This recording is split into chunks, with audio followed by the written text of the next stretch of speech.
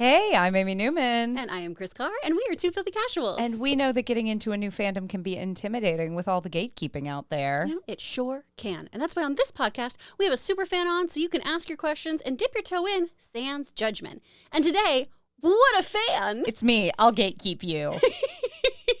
She'll gatekeep you so hard. 7 songs off of Mink Car right now. Oh, fuck. That's what I thought. Amy, what are we talking about for the people listening on their iPod Shuffle? We are listening. They are listening. You are listening. I'll listen to myself talk, and you can listen too, Chris. Thanks. My favorite band, They Might Be Giants. Hell yeah. Hell yeah. I'm really excited. I have, for those of you viewing, I have multiple pieces. I have a They Might Be Giants hoodie on.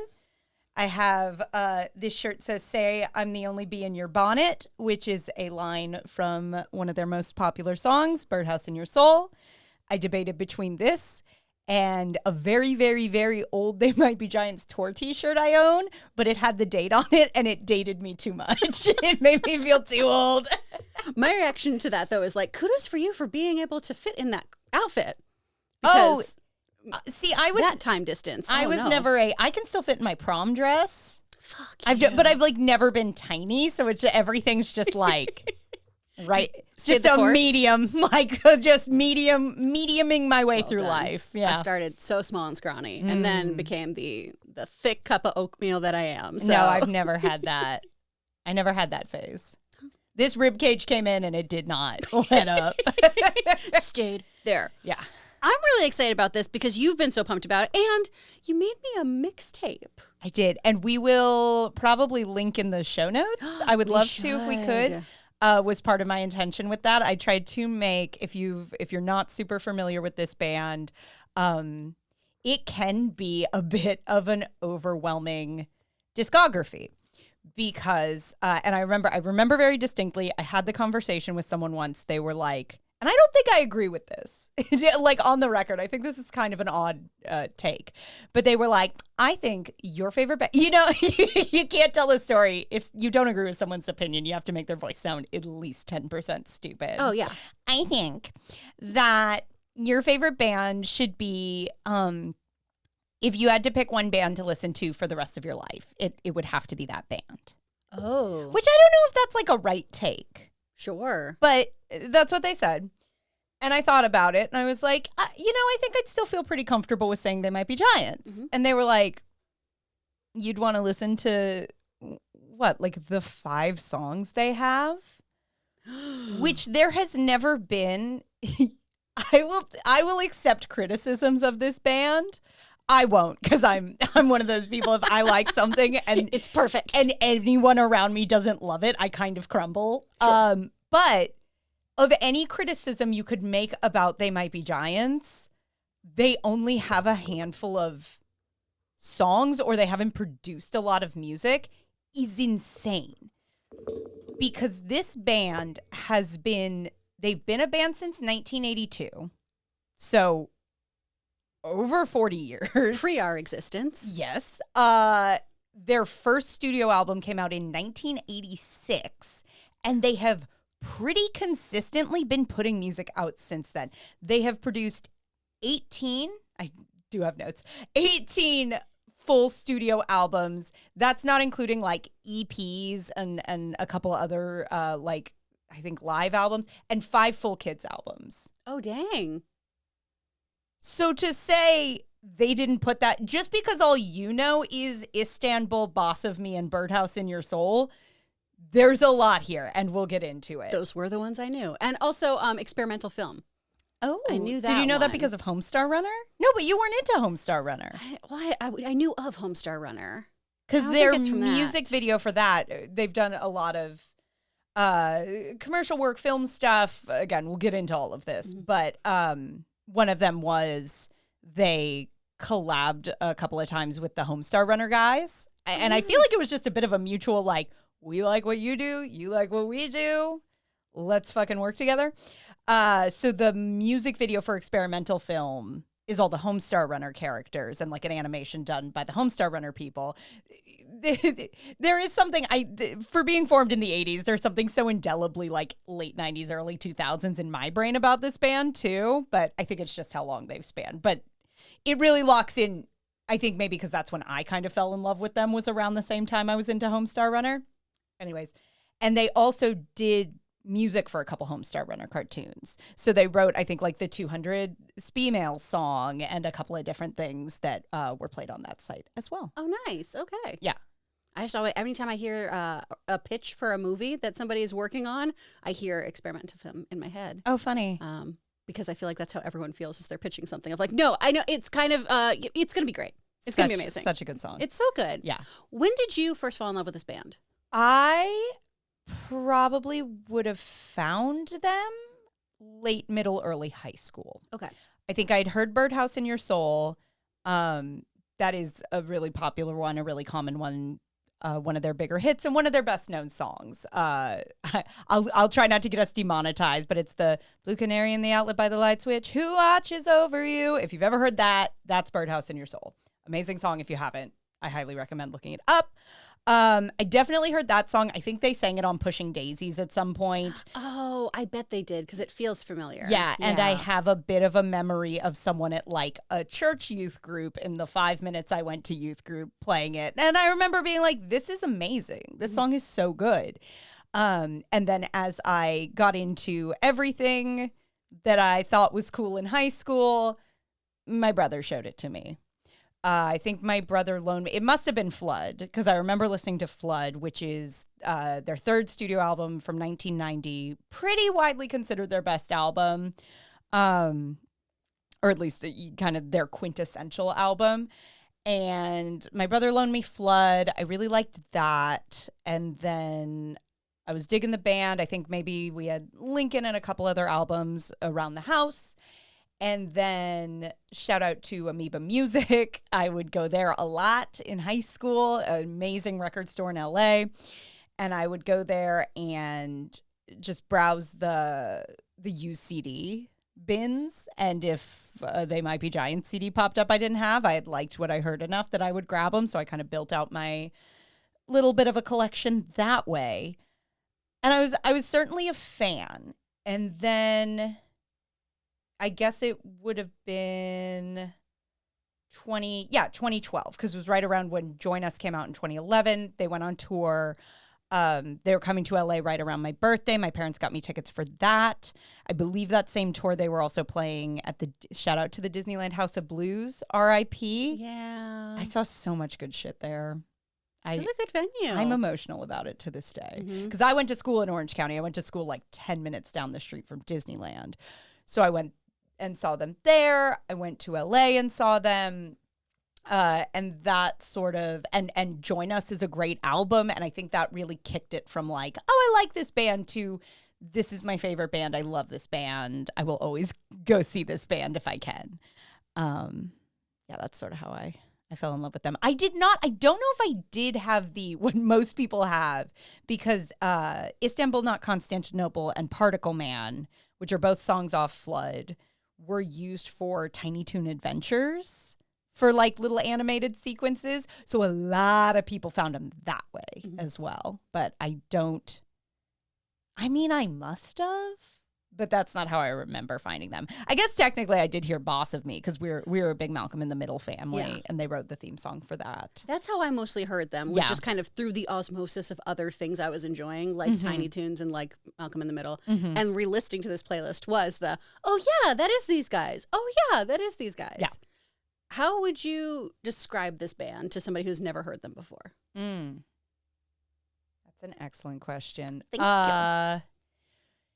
It's a little tricky because they have been around so long. Now, all that to say, I do think their music always sounds like their music. I don't think they're a band. The playlist I made you, really, I tried very actively to get more or less a track or two off every album. Yeah. So this is spanning almost 40 years of work. Damn. And well, you can hear growth and change. I don't think there's anything that's like, oh, this is this period where it sounds completely weird.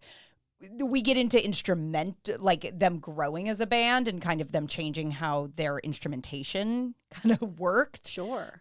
Which is one of the biggest shifts you can hear. But I guess to describe them would be they're sort of alternative new wave 80s vibes. A sprinkle of really fun punk sensibility, if not kind of the anger or aggression of that, mixed with also something very kids' music, musical theater, clever and humorous. Ooh. I think if you put all that in a blender, you'd kind of land on something approximating They Might Be Giants. Sure. That makes a lot of sense. Because listening to it, and we talked about this before, this sounds like Weird Al and Animaniacs. Yeah, that's fair. And it's wildly clever stuff, though, too. I don't mean to throw that in, because I think both of those groups, I group the Animaniacs in there, they're all artists. Yeah. It's incredible stuff. Like, how many people reference the Argonauts in their music? Like, lyrically, it's very, very clever stuff. And orchestrally, it's beautiful. Yeah. And you can tell listening to it, it's silly and it's goofy, but it is also, these guys are referencing American history and art history and literature. There's so much in here. But and then it's also very silly and fun and accessible and fun music where you're going, I don't know if it, I just rewatched, there's a fantastic, if you are a fan of this band or you want to learn more about this band, there's a really fantastic documentary on that is available on YouTube called Gigantic, A Tale of Two Johns from, I think, about 2003. So it's funny because now it very much feels like, oh, that's sort of the first half of their career summed up in this. It's almost now a midway point of a documentary. But I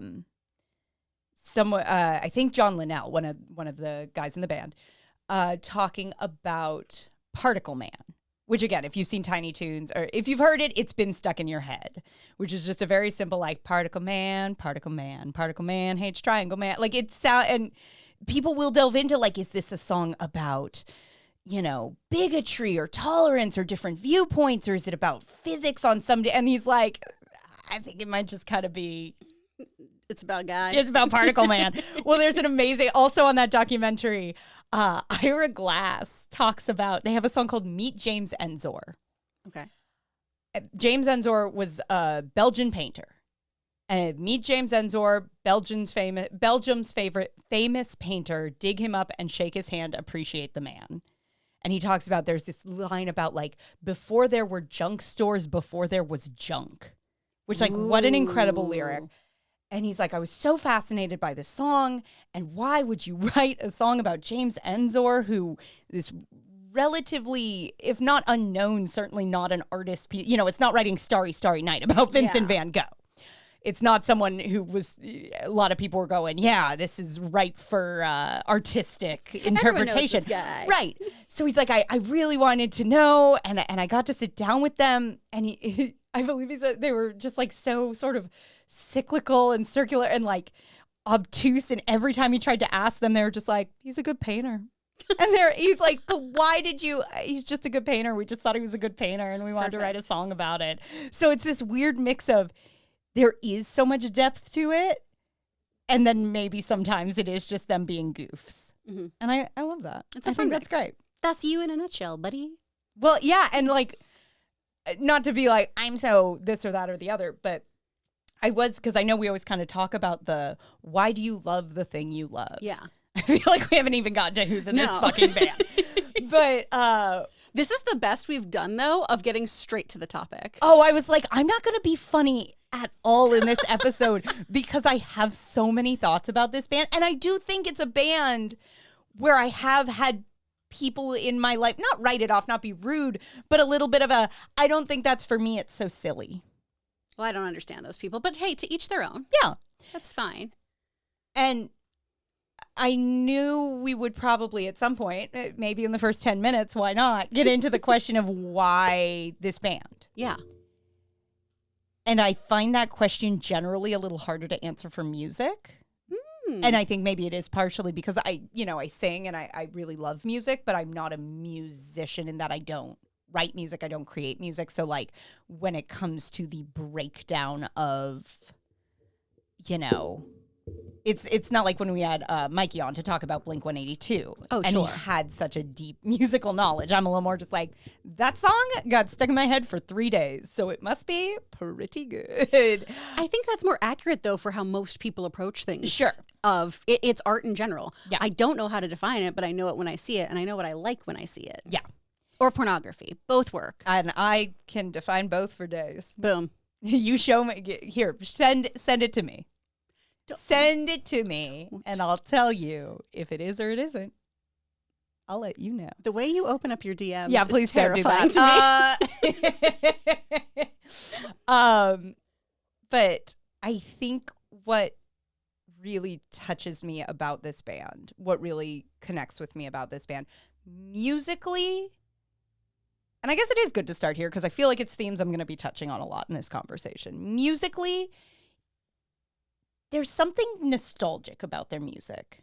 Even if you didn't grow up with it, I think as songwriters, they can hook into touching on other styles in a way that doesn't even feel quite like on the nose pastiche. And I feel like they are so melodic in a way that I don't mean this to sound like I'm minimizing what they do, almost akin to a kid show. Yeah. Almost akin to music you grew up with and fell in love with as a kid. Like you listen to Birdhouse in Your Soul and just that it's just like, oh, that just feels like a little lullaby. That's just a lovely little melody. So you combine that and then you combine these lyrics that are so often funny and quirky and bizarre and also really sad and really heartbreaking and sometimes really angry or really, they have an amazing ability to write sort of these strange, flawed narrators. Like I feel like often the narrative voice they use for their songs are just these people who are kind of cracked in a way that a lot of us are deep down. Sure. Or unreliable narrators. They have an amazing ability to, for all their silliness, I think, capture elements of the human condition. And you combine all that and you combine this sadness. Like they have one song that always feels like the best example called They'll Need a Crane. That is the peppiest little melody. If you strip the lyrics out, it just sounds like it's a bop. Such a fun little late 80s pop song. Mm-hmm. And then the lyrics are, they'll need a crane to take the house he built for her apart. And it's this heartbreaking song about a marriage ending. And I think I really connect to this sensibility of it's easy to write this off as silly or stupid because it's funny and because it's in its way lighthearted, but it's not for lack of depth. It's from a place of the world is hard and there's a lot of pain in life. And isn't that kind of funny? And I always took that as a bit of if we don't laugh at it, it will drive us insane because these are intelligent guys. These are guys who I think feel a lot. And I think they just have an excellent sense of, you got to kind of have a sense of humor about it or it'll eat you alive. Absolutely. If you are a thinking person. That's what most people do too, is when we're all collectively upset or going through something, we don't turn typically to dark, moody, upsetting content. We turn to lighthearted, fun, silly, goofy things that still connect with that aspect of our humanity. Yeah. So this completely makes sense that this would be a band that can bury those little nuggets in there. Because some of those lyrics, this is my favorite genre of music, by the way, is happy, peppy, go time with once you listen to the lyrics, you go, oh no. Yeah. Oh, they have a little banger of a bop called When Will You Die? Yeah. It's just about like, I hate you. You're an evil sociopath of a human being. And but it's just you listen to it and you're just bopping along. This was my gym playlist this week. Oh, yeah? And I'd be having a great time. But then you start really listening to it and you're like, wow, oh my gosh. No, that is beautiful. Okay. Yeah. It's really stunning lyrical work. Yeah. No, they're incredible writers. I'll try to not turn this into just me quoting lyrics, but the song Anna Ang which is a fantastic song, one of their bigger hits off of one of their earlier albums. And it's basically just a song. I think they literally just saw the last name Ng, N-G, in the phone book. And they were like, that's an interesting last name. How do you pronounce that? And they called some business, like a doctor's office, and they were just like, how do you say this name? And it just spiraled into writing this song about falling in love with and being your soulmate being a woman on the other side of the world. Oh. And the opening lyrics, and I was listening to my playlist in the car today, and I was like, I've sung this song along with this song 800 fucking times. And I don't know if I ever fully listened. Make a hole with the gun perpendicular to the name of this town in a desktop glow. Exit wound in a foreign nation, showing the home of the one this was written for. It's like, what a poetic way to say, this is a song about somebody who lives on the other side of the world from me. Yeah. Dang. But it's like, if you wrote that in a poetry book, gave you my accent. It's catching. Poetry book, Paperneck. I've been watching White Lotus. I mean, we'll talk about it. I don't understand how you don't love White Lotus. I hate it so much. Megan does too. She's like, I tried it. I tried season 1 and I couldn't get through it. Everyone's too terrible. I love that show. I hate it. I love it so much. Oh. But yeah, you put that in a poetry book and people would be like, that is amazing. Yeah. That is art. But you put some ska sounds to it. Right. And people think it's a goof or a gaff. But then they also wrote a song about one of my favorite Christmas songs is about a guy who's paranoid that his wife is trying to sleep with their friend who dresses up as Santa. I mean, that's a real concern. You know, the older I get, the more I'm like, Violent Night. I was going to say, you saw Violent Night and went, okay, we all did. Just rewired some things. Yeah, it absolutely did. You mentioned earlier that A Tale of Two Johns. Yes. Is this band only 2 people or are there only 2 Johns in it? Great question. Essentially, fundamentally, when we are referring to They Might Be Giants, it is 2 Johns. That's insane. So when the band started, let's get into the history 30 minutes in. So They Might Be Giants, we're going to say, yes, They Might Be Giants. When I think of They Might Be Giants, it's 2 guys named John. They have more of a backing band now, but when they started, it was 2 men. Their names are John Linnell and John Flansburgh. I will try to refer to them by last name if I need their name so it doesn't get complicated. It's great, though, if you go to one of their concerts because you just have to be like, I love you, John, and they can decide. That one was for me. Okay. So, yes, John Linnell and John Flansburgh, who incidentally grew up in the same town. I think they're only about a year apart in age. Both born in Lincoln, Massachusetts. Oh. But weren't close. Moved to Brooklyn around the same time. And I think maybe by happenstance ended up living in the same building. Oh, wow. I want to say, if I'm remembering correctly. But they both moved to Brooklyn and they reconnected and they started making music together. Such kismet. I might be lying. Or Wikipedia lied. I'm going to say that Wikipedia lied. I'm going to choose to believe it, though. I think that's amazing.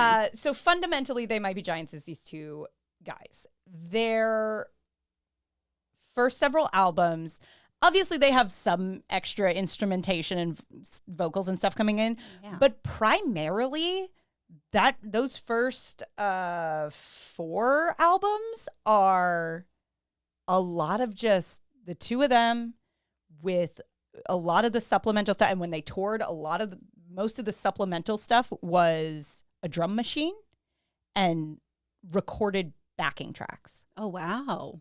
Yeah. And then their 5th album in 1994, John Henry, was when, I think for the Apollo 18 tour, the album before that, I want to say they started touring with a bit more of a filled out backing band.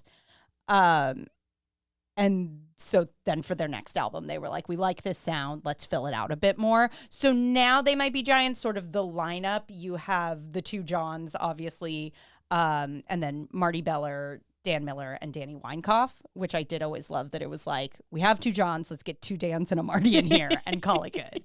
But that is sort of the lineup you'll see now. But yeah, fundamentally at the end of the day, the Linnell and Flansburgh write all the songs. Okay. The other guys might do a bit of backing vocal, but they're always the lead vocalists on the songs. They sort of trade off. Vocals, my understanding is I always got the vibe it was kind of whoever was sort of lead songwriter sang it, though I don't know if that's 100% true. Right. But they do trade off. And weirdly, I have been a fan of this band for however many years, and I still occasionally have no idea which one of them is singing. They do sound similar. They sound weirdly similar. Yeah. Which we, of all people. We understand. Hi. It's usually only when I get real high pitch or real Southern that people are like, oh, there's Chris. There's that weird squeaky Southern. Pot kettle. But they do sound very similar. But yeah, it's primarily the Johns. Or They Might Be Giants. Nice. What made them bring on other people? Do you happen to know? Like I said, I think around Apollo 18 when they toured, they filled out the sound a bit. And I also think there is an element of, I can't speak to what their motives were. Sure. But I have to imagine when you are working with things like a drum machine, there's only so much you can create. Yeah. And they are incredibly inventive with that sound. But they are also a band that to this day is pushing both sort of creatively in their music, I think creatively with format of how we release music, how we listen to music. They've always been pushing boundaries, I think, to a degree that is not always recognized in the music industry as much as it should be. I think this band is a bit of an, oh yeah, those guys. And it's like, no, they did a lot of stuff that was kind of groundbreaking. But, you know, now they'll tour with a horn section because it sounds amazing on some of these songs. Like, they have songs. They have a song called Darlings of Lumberland that is this insane fucking arrangement. And they said when the album came out, they're like, there's no way we can do this live. And then the next time I saw them, they did it live. Ooh. So I have to imagine some of that just came from, we can only push the boundaries of the two of us and our instruments and this drum machine so far. That said, they are insanely skilled multi-instrumentalists. That's awesome. Yeah, Flansburgh primarily playing guitar, and then he can also play trumpet, I guess, and then Linnell with the accordion, keys, and saxophone. And also, sometimes John Flansburgh, in their early days, just had a big fucking stick. And for one of their songs, he'd just pound the stick on the stage to create the percussion. And Ooh. I've seen footage, and it's so goddamn cool. That's awesome. Yeah. That's fun. But yeah, the sound has fleshed out very differently. And I would say that is the biggest shift you can really hear musically.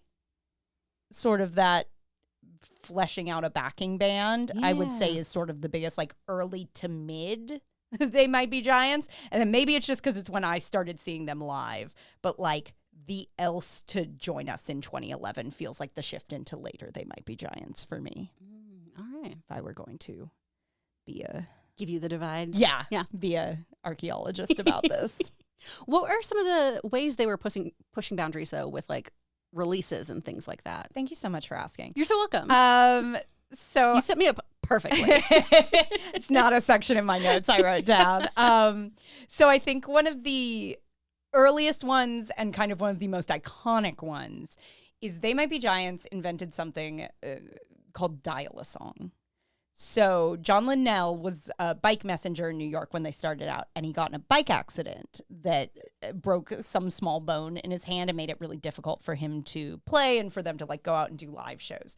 So to keep spreading word, because this was 1983, so they were still really new as a band, but they still wanted to keep, you know, releasing stuff and pushing as a band.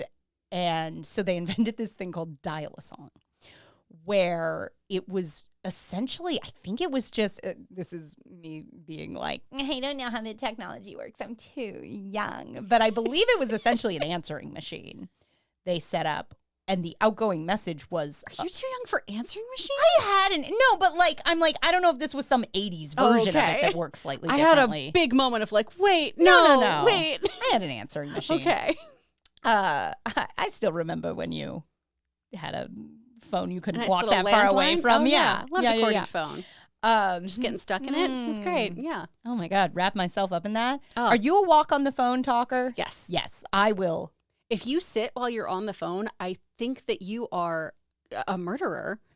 I understand planting yourself when things get serious, but man, I gotta move and groove. Oh, I feel like I'm going to look back and there's just like a divot in the floor where I've been walking in a little circle. Same. Yeah.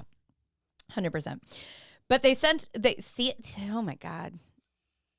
My body's like, say some jokes. We'll fuck you up being smart. You haven't said a joke in like 10 minutes. Do you want to? Do you want to say some jokes? Yeah, okay. Yeah. You know how like comedians love that, right? When you go, well, just tell a joke. Okay. Just do one right now. Yeah. Where did George Washington keep his armies? Where? In his sleeveys. I feel better. Oh, God, Good. Jesus. So, yeah, they would essentially set up this answering machine and post in, I think, like the Village Voice and flyers around Brooklyn. And it was a number you could call. And they would trade it out sometimes daily, I think at least weekly. And it was this way to keep pushing themselves to create music and get their name out. But you'd call and you'd get a song. You dial a song. Cute. And that existed up till the technology broke in like 2006.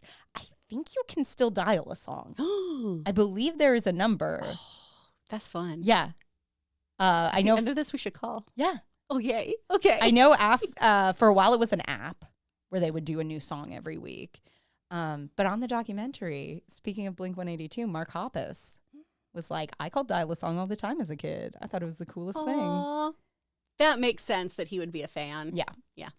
So that was an early and a big one. And I think something that just was so groundbreaking, like music on demand. Mm-hmm. It was such a cool idea. Long Tall Weekend in 1999 is credited as being one of either the first or one of the first full-length studio album released exclusively on the internet by like an established label backed band. Oh, wow. And then just also some like fun, weird playing with form stuff. They have, now I'm very sad about this because streaming gets this wrong. On Apollo 18, they have what should be a series of 21 tracks called Fingertips that are all tracks that are 5 to 20. I think a couple go up to 30 seconds. But essentially the idea is like it's just kind of little buzzy, almost choruses of songs. Some of them almost sound like little like advertising jingles, or it's just kind of the hook of a song. And the idea was because Apollo 18 was 92. So really leaning into the beginning of like you have a CD with shuffle. The idea was that if you shuffled the tracks, you're now getting just these fun little snippets throughout your listening experience where it'll be like full song, little bit of a song, little bit of a song, full song, little bit of a song, right? Spotify and things like that have it all condensed as one track, which is still cool. It's still fun, but it kind of loses the actual spirit of Fingertips, though they have played it live at shows. Ooh. And I do remember the first time I saw them live, I went with my roommate at the time who was not a big fan. Tickets were just not crazy expensive. And she's like, I like seeing live music. I'll go with you. So I gave her a little crash course. But like, you don't play someone Fingertips day one. Maybe you do, but I didn't. And they get up and they're like, Fingertips. And the audience goes ape shit because I'm like, they're going to play all of Fingertips. And I look over and my roommate's like, what the fuck did I get into? But that was just like a really fun playing with form. Also not like boundary pushing per se, but they did a whole album. They have an album called Venue Songs where an entire tour, for each venue they played, wrote a song and surprised the audience that night with like, this is a song we just wrote about the Anaheim House of Blues, about, wherever we are tonight. So they have a whole album of those. So yeah, lots of just fun boundary pushing, form pushing, both kind of artistically and technology wise, just sort of, I think a band always going, what else? It's very cool. Yeah. Well, and thinking so much about how your audience is listening to you as well is so interesting. I know we think about that a lot in terms of like TV and streaming and things like that, but I don't think people put much stock into how people consume music. And that's so cool. Yeah. I would like to talk to you about some of these tracks that I listen to. Please. First of all, one of those like tiny quick tracks, Minimum Wage. Yeah. Why does that song go so hard? You know, my friend, I was talking to a friend of the show, Tim Portnoy, who is also a huge They Might Be Giants fan. And I was talking to him about making this playlist. He's like, you got to put like the biggest one. You got to put some weird ones in there. And I was like, here's the thing. I do want this playlist to not scare anybody off. It gets a lot weirder. I do love, and I think it's important because I do think it's the most succinct. When you asked me to describe them, what I should have actually gone with was your initial my text assessment, which is this playlist is so fun. What'd you say? These guys are some little freaks. They're little freaks. Yeah. Which, sure. The playlist does not scratch the full depth of how strange some of their shit can get. Which is wild to me. Yeah. Because also, we have Dr. Worm. He's not a real doctor. He's not. He's a real worm. I want a sitcom of it so desperately. The horns in that song go so hard. But yeah, Minimum Wage is just literally a guy like in sort of a cowboy voice going, minimum wage, yeah. And then there's just kind of some backing track for another like 30 seconds. Incredible Western sweeping orchestral moment that was, I burst out laughing from the Minimum Wage and then was like, wait, but this slaps. Yeah. This is really good. Yeah. That could be They Might Be Giants tagline. Wait, this is actually really good. That's the pull quote for their next album. Yeah. Damn. The Last Wave. Yeah. And that's a newer one. But I think I wanted to put it on there because I think it's the most out and out sort of mask off dark I've ever heard them get as a band. Again, they have maybe darker songs, but I think that might go the hardest as far as we're not pretending anymore. Mm-hmm. Like we're not masking this it's a catchy song, but we're not masking this in a song that sounds like it could play on Tiny Toons. Sure. And I do think it's very funny because it's off an album called I Like Fun from 2018. That album starts with let's oh my gosh, it's one of my favorite songs. Let's Get This Over With, which is essentially a song about the monotony and pointlessness of just getting through the days of your life. Mm-hmm. And then ends on Last Wave, the chorus of which is we die alone, we die afraid, we live in terror, we're naked and alone, and the grave is the loneliest place. Yeah. And again, just doing my little leg presses. Sure. It was like, oh, yep. Okay. Nothing matters. Why am I even here? Why am I doing this? Sure. But then it turned around because then I'd listen to something like, Dr. Worm. Other ones that really stood out. Why Does the Sun Shine felt so Animaniacs-esque. Yes. Is that technically a cover. Okay. I believe I think they at least also released that on some of their kids' album stuff. But I also wanted to include that one because sometimes they do it live. Aww. And hearing an entire audience of concert-going adults just at the top of their lungs like, the sun is a mass of incandescent gas, a gigantic nuclear furnace, like full rock show energy behind it. Excellent. That makes my little NASA heart very happy. Yeah. I would have loved if kids like sang about, theoretical time travel at me. They also did then on a later kids album release a follow-up that corrects some of the technical inaccuracies of that song. Oh. I believe as maybe more information has come out, that song's not 100% true to our understanding of the sun. And this is what's problem with our education system. I base all of my science off of They Might Be Giants. Yeah. Not enough rockers. Yeah. I need it sung to me. Otherwise, I can't learn it. Yeah. I'm a big Sesame Street fan, and that's where all knowledge stopped. Well, and their kids' stuff is great. I'm obviously not listening to it as much as, because I'm a 30-something childless woman.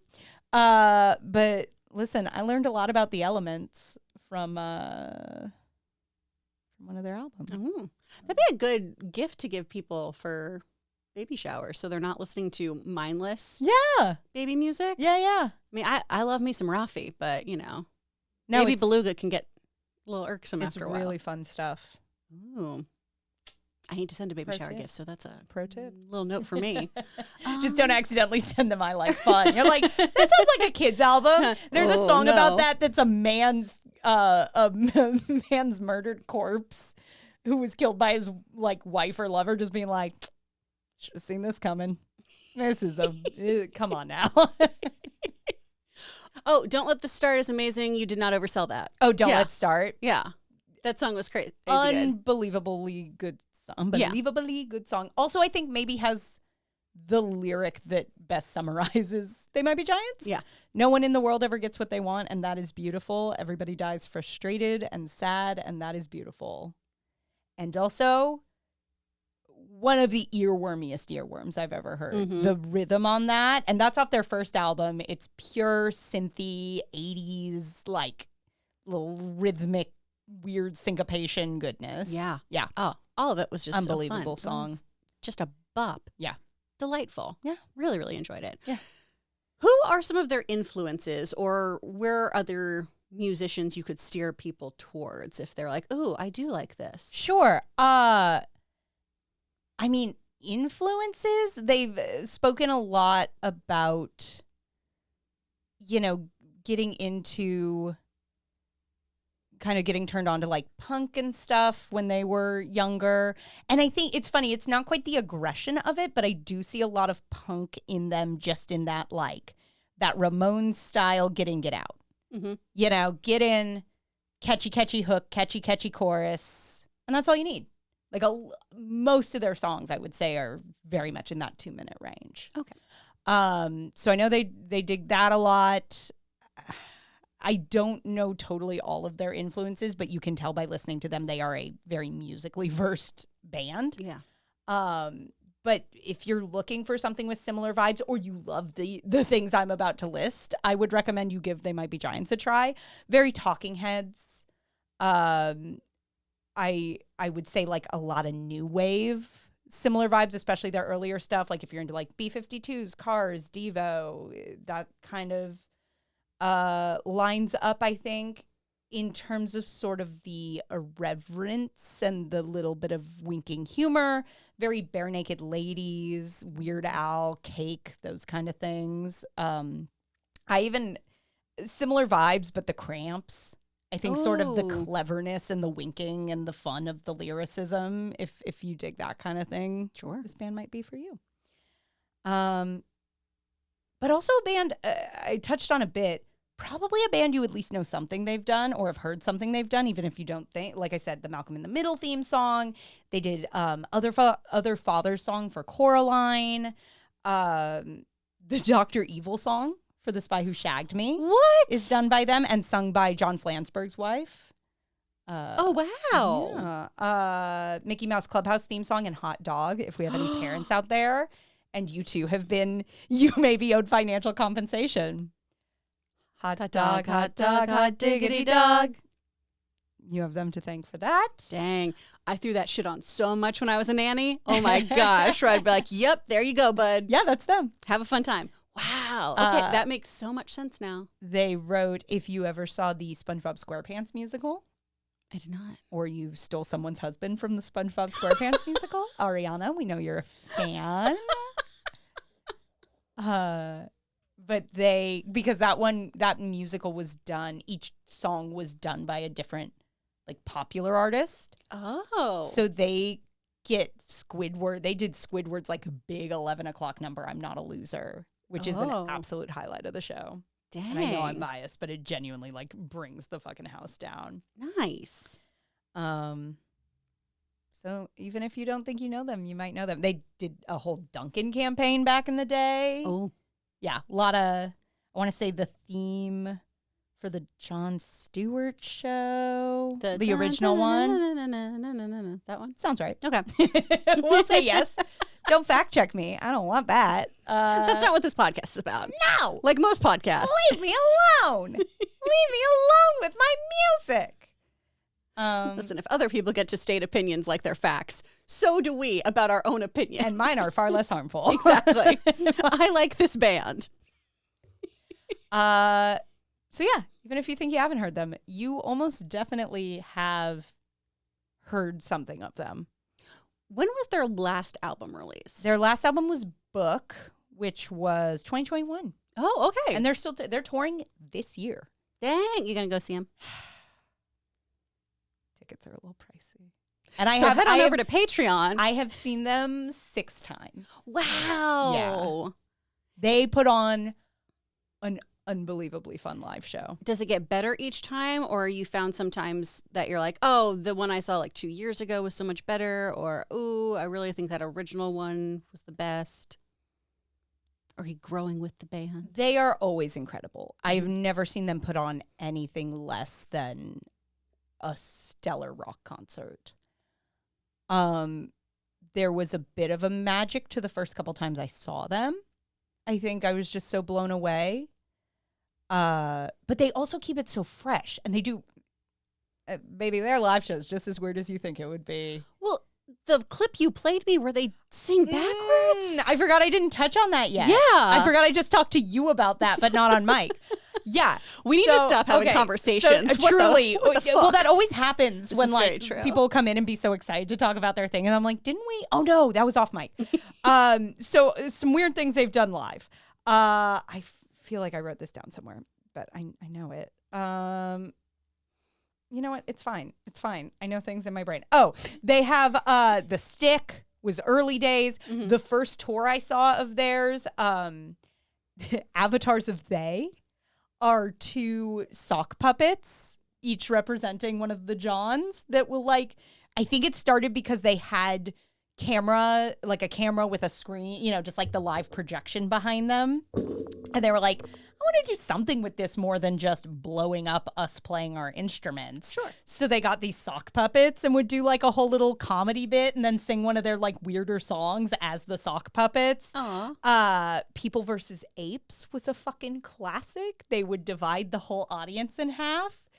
And half the audience, when that half of the band would play, would have to go, people, people, people, in time to the music. And then the other half of the audience, when the other half of the band played, would just go, apes, apes, apes, apes. And at the end, they'd pick whoever cheered the best.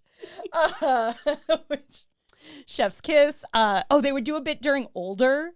You're older than you've ever been, and now you're even older. Yeah, which was a personal mind fuck of a song. Yeah. But one tour I saw them, they would pause and like, one of them would leave the stage and like call in as someone random, but it would always kind of vary depending on where they were. Mm-hmm. So when I saw them at the Disneyland House of Blues, the Downtown Disney House of Blues, they were like, "Hey, it's me, the Abe Lincoln audio animatronic. Do you guys know the Wi-Fi password?" Like just dumb shit like that. And then so their last tour, which I did see, and I will say, first couple times I saw them, so magical, never been disappointed. Every show's been just unbelievable. If you've never been in a room of several hundred people all screaming Birdhouse in Your Soul at the top of their lungs, it is truly magical. It is truly a spiritual experience. Then doubled by, to finish the tangent of weird things. So their last tour, Flood, 1990s Flood, kind of their big album. So it was the 30th anniversary in 2020. And they were like, we're going to do a tour where we play all of Flood over the course of the evening. You may have noticed a small problem in that plan. And it's that Flood came out in 1990. So you do that math. That tour, shockingly, did not happen. I bought tickets for the Flood tour in January 2020. Oof. Then I believe it got pushed to 2020. First, it got pushed to maybe spring 2021. I was supposed to go in October of 2020. For obvious reasons, that didn't happen. The ghosts were too scary. they decided the Halloween ghosts. And that's all that happened that year. Yeah, that's the only It was thing. just like a weird year for goblins and ghouls. Yeah. Because a ghoul is a green ghost, and I won't hear otherwise. It's not. No, that's right. Got pushed to like spring 2021, got pushed to summer 2021. Finally, I forget. Oh God, when did I actually end up seeing it? I want to say it was. So then it was going to be I think maybe a 2022 tour. I might be getting my exact years wrong, but let's say for the purposes of this argument, because time's not real, hasn't been since the ghouls of 2020. I'm getting my weird back. I got most of the information I want out. For anybody who's tuned out because I'm not being a ghoul, a green ghost, come back. But they restart the tour. I want to say this is around 2022. They restart the tour. They play a couple shows in New York, their hometown. He is okay, thank God. On the ride back from one of the shows, John Flansburgh gets in a really bad car accident. I think they got T-boned. Broke a couple ribs. Took him out for another couple months. Delayed the tour another couple months. Thank God he was okay. Least of our concerns. Mm-hmm. But I believe it was finally 2023. Dang. And getting to go and be in a room with people and hear those songs live was so fucking special. So I knew I'd get emotional at some point in this episode. Safe space, buddy. So that was unbelievable. It's the first time Eric saw them live. What did he think? No, he loved it. He had the best time. They put on an unbelievable live show. If you ever get a chance, go see them. They're so fucking good. They put on such a show. They work so fucking hard. And for having done this for 40 fucking years. Yeah. I think they're a band that really loves being a band. Oh. You know what I mean? Mm-hmm. Well, and to even have that close a partnership with someone for 40 plus years. Yeah. And if there have been cracks or disagreements or close to splits, they have not been public. I don't know of any. I also get the vibe they work together incredibly well.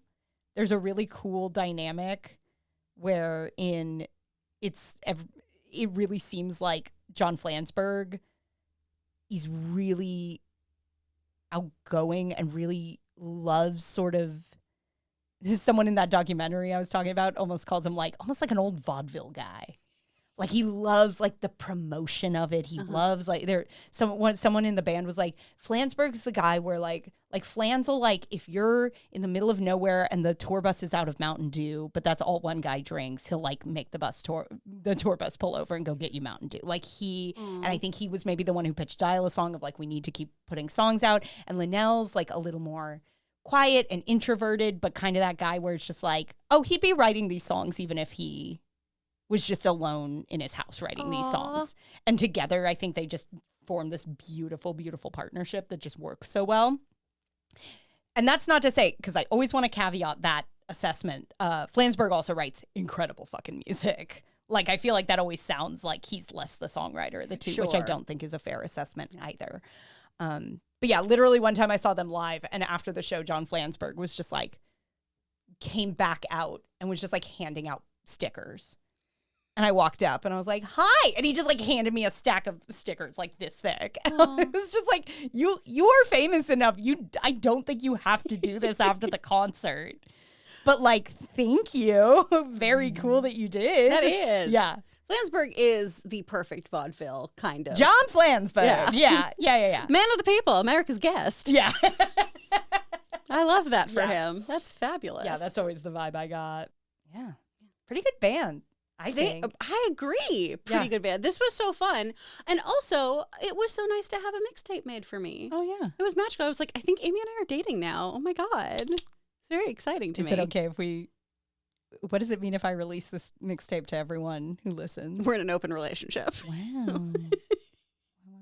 Which, yeah, we're in an open platonic relationship. That's just friends. It is just friends. When was the last time you had somebody make you a mixtape? Whoa. I mean, what was it? To be clear, it was a Spotify. It was playlist. Spotify, yeah. But that's what we got now. Otherwise, you gotta USB it. Right. I don't know. It can't possibly have been the last one, but I remember someone in high school made me a mixtape with Ultimate Showdown of Ultimate Destiny, if that tells you exactly how old I am. Damn. That's good, though. That's great. Yeah. It was a banger. My last Spotify was from Mia Topalian, and it was for us to get to know each other better as friends. Oh, cute. Which was so cute. That's fun. That's a good idea. Right? I thought that was so charming. It was great. Well, I feel like this was a little window into my soul. Yeah. I liked it a lot. And I kept going, this all makes so much sense. This all makes so much sense. Before that, my last like mix thing that was made was by Logan, but it was Christmas things that he put on a USB for me. So not really a mixtape, but like mix show. And my last burnt CD was from Ryan Cooper with music that he liked back in Houston. And he was the nicest boy. I love those. I missed getting them. I still have them in my closet in my weird car sleeve that you'd put on the... Oh, yeah. Yeah, I can't get rid of them. I'll make you more if you want. I would love that. I have no way to play them, but I love making playlists. I do. I've made plenty of other people playlists. I do often get tasked with making playlists for parties. Does that count? Yeah. You're really good at that, though. You and Tiffany do that. I was in charge of a bachelorette party. I was the holder of the aux cord for the whole bachelorette party. Ooh, mighty. I made 2 playlists. I made like a brunchy cottagecore girly vibe, and then I made like party, getting ready to go out vibes. Nice. Yeah. It's very, very good. They might be Giants were on neither. Sorry, boys. Rough. They're not a girly band. No, well, they're not girly pop. I don't feel like they're not bachelorette vibes. They're not brat. No. I'm sorry. I don't know if either the Johns are brat. Well, maybe a little. A tiny bit. Just a little brat. Yeah. You know who is brat? Who? Dr. Worm.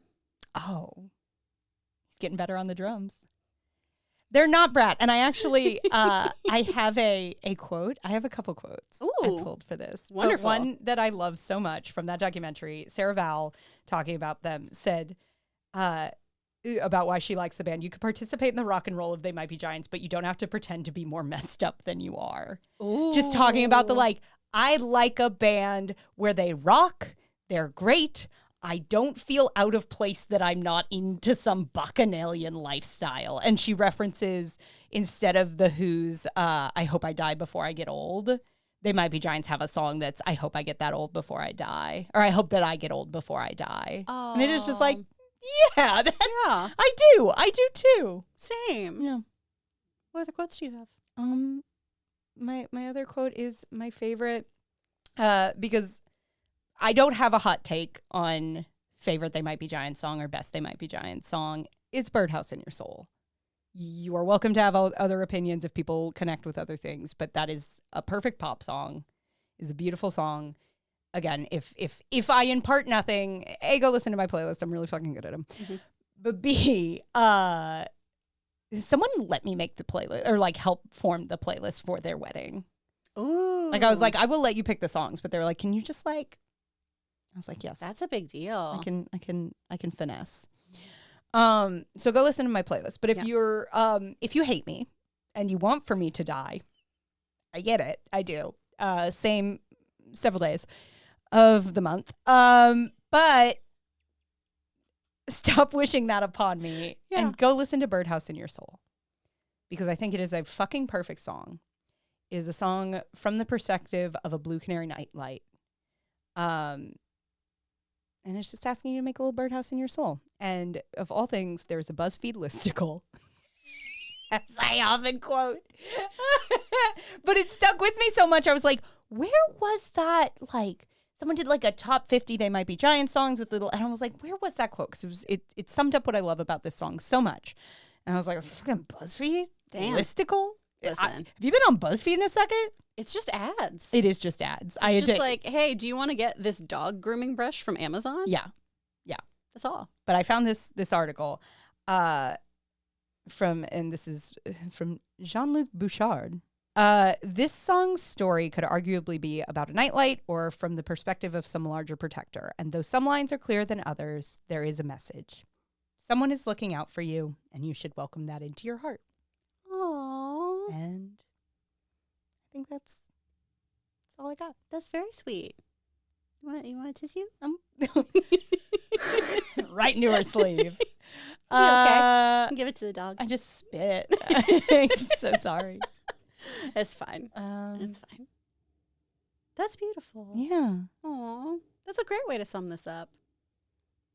But also, we die alone, we die afraid, we live in terror. We're naked and afraid, naked and alone, and the grave is the loneliest place. Inside us are two wolves. Those songs. Linnell and Flansburgh. There you go. Who's who? Neither of us are introverted. Yeah.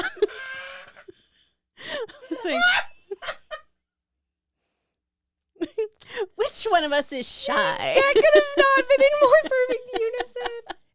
Uh-oh, the dreaded double flans. Yeah, we would be passing out our own merch forever. I'm just like, hey, take more. I cannot impress upon you how thick a stack of stickers he handed me. I was baffled for days. Stop me. Like at least there. No, stop. Certainly not. I mean, they fit in my pocket. Okay. But it was, I'm sorry if you're not watching this on YouTube, but I believe because like I was excited to kind of say, hey, and I think I went, hey. Like my face instantly like not fell from sadness, but just an immediate like, whoa, that might be too many. Also Jonathan Colton, if you like these guys. Oh, okay. I was like, there's a third John? Oh my God. Sorry, I just remembered that tour he was opening for them, and it got me into Jonathan Colton, who has a very similar vibe. Cool. Nice. It was a bad transition, admittedly. I'm still thinking about those stickers. I don't know where they went. No. Yeah. Oh. Mr. Flansburgh, if you're watching, you're not. Listen, we know you have stacks on stacks on stacks. I know. No, he gave them all out. There's no stickers left anywhere. John, irresponsible. Man, Flansburgh. But shout out to the Anaheim House of Blues. Gone but not forgotten. Oh God, I saw so much shit there. Aww. Loved it so much.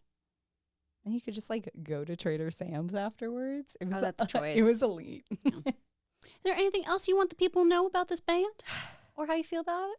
I mean, I think that kind of sums it up. Sweet. Well, Amy, thank you for being here. Oh my gosh, thank you for letting me get all this out. Hell yeah. I really needed to.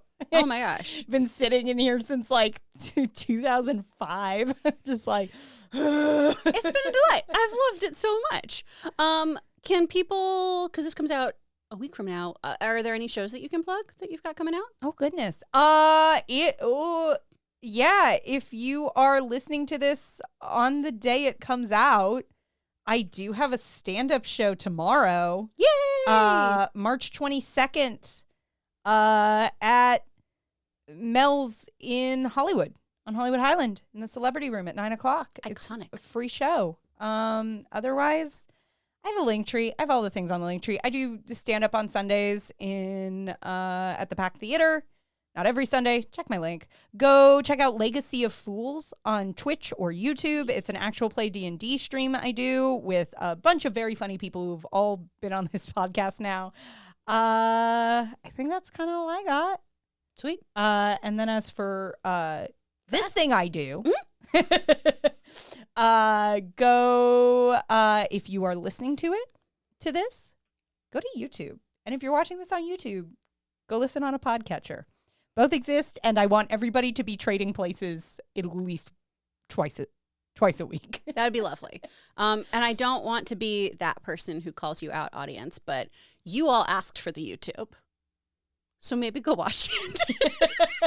It takes a second. It takes a lot of storage. My computer is not happy, so I hope you all are. Yeah. I genuinely do. And I mean that from the bottom of my heart, and I love you. And I made you a playlist. So what are we? Sorry I wasn't very funny this episode. How dare you? I had a lot of information to get out. You still were funny and informative and emotionally vulnerable.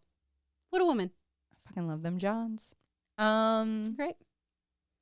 Also follow us on Instagram at Instagram at Two Filthy Casuals Pod. Or patreon.com/twofilthycasuals for more bonus episodes like this of us just snuggling on a couch and rapping about things we like. Hanging out with dogs. Hanging out. Oh, there's one. Okay. There's one right back here. I have been sitting using a dog as a backrest this entire. I kind of forgot that was weird that he was just behind me. He's never been cozier. And then at some point, Trico did try to climb into him. So you were explaining things beautifully, and I was like, yep, let me just hide a dog. Also, if you heard snoring, that was Trico. Not Chris. Not me. I'm not that boring. I will say, I think Trico is the Flans. Oh, and Gimli's the Linnell. Yeah, for sure. That makes sense. Yeah. Stand by that assessment. Let us know which John we are in the comments. We're both Flans. There's no other. That's very true. Well, go listen to the playlist and tell me what you think, unless you don't like it, and then go away. That's not what we're about here. We're not going to yuck anyone's yum. We're going to just go, thank you very much for that playlist. Yep. Appreciated. So go listen. And until next time. I'm Amy Newman. I'm Chris Carr. And remember, if you followed this fandom, you'd be home by now. Minimum wage! Yeah!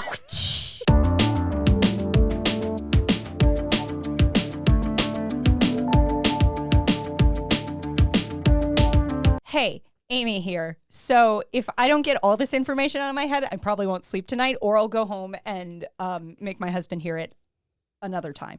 So the name, because I feel like when They Might Be Giants come up, a lot of people are like, are they? No, that's not what the name is. They're not giants?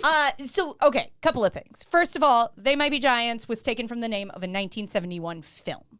Is the title of the film. They Might Be Giants, in that film title, is a reference to Don Quixote. So the idea of Don Quixote thinking the windmills were giants he had to fight. Oh. That's why they're called They Might Be Giants. Furthermore, the they and They Might Be Giants, the Johns have said they've never felt that it referred to them. They're not saying that they themselves are giants. They always saw it as an outward looking. Oh. Right? So it was the idea of like them as a band looking out into the world, kind of seeing like possibility, but also sort of this weird like paranoia of like, oh, they might be giants. There might be something like big and scary out there, was more how they always assessed the band names. So the they and They Might Be Giants are not Linnell and Flansburgh. Now I can rest. Jesus Christ.